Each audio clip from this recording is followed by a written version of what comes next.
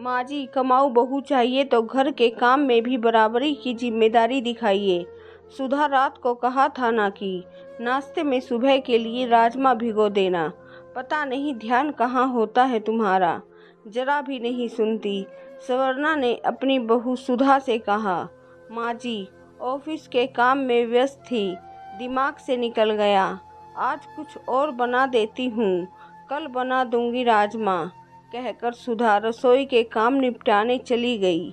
पता नहीं कैसी याददाश्त है आजकल की बहुओं की, काम से टलने के बहाने तैयार रखती हैं। बस जो हम कहें वो तो करेगी नहीं।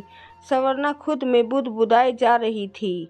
अगले दिन सुबह जल्दी उठकर नहा धोकर किचन में खाना तैयार करके सुधा सास के कमरे में गई और सास से बोली, माँ जी, खाना बनाकर रख दिया है, पापा की दवाई की लिस्ट भी बना दी है। कुछ चाहिए होगा तो मुझे फ़ोन कर देना या व्हाट्सएप पर मैसेज कर देना। अब मैं ऑफिस जा रही हूँ। सास ने सिर हिलाकर हामी भरी। शाम को थकी हारी सुधा अभी सोफे पर बैठी ही थी कि सवर्णा सुधा पर बिफर पड़ी। आज आने में इतनी लेट हो गई, कब की भूख लगी है, कुछ खाने को है भी नहीं। ऑफिस नहीं हुआ, आफत हो गई। अगर ऐसे ही घर चलाना है तो कल से ऑफिस जाना बंद। सवर्णा बोली, ठीक है माँ, कल मैं इस्तीफ़ा देकर आ जाऊंगी। घर का ये देख लेंगे, आप खुश हो जाइए। अगर आज मैं लेट आई तो बजाय हालचाल पूछने के आपने मुझे ब्लेम करना शुरू कर दिया। अगर एक दिन खाना आप बना लेती तो क्या आफत आ जाती। हर चीज़ के लिए बहू को दोष देना कहाँ का इंसाफ है। बेटा आपका हर दिन लेट आता है, वो भी बेवजह।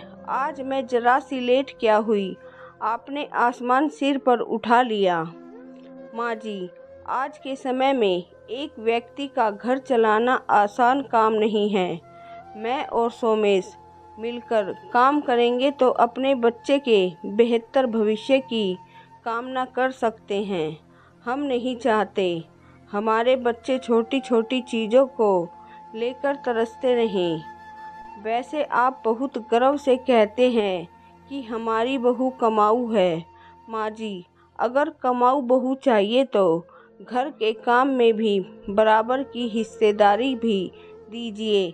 अकेला चना भाड़ नहीं फोड़ सकता।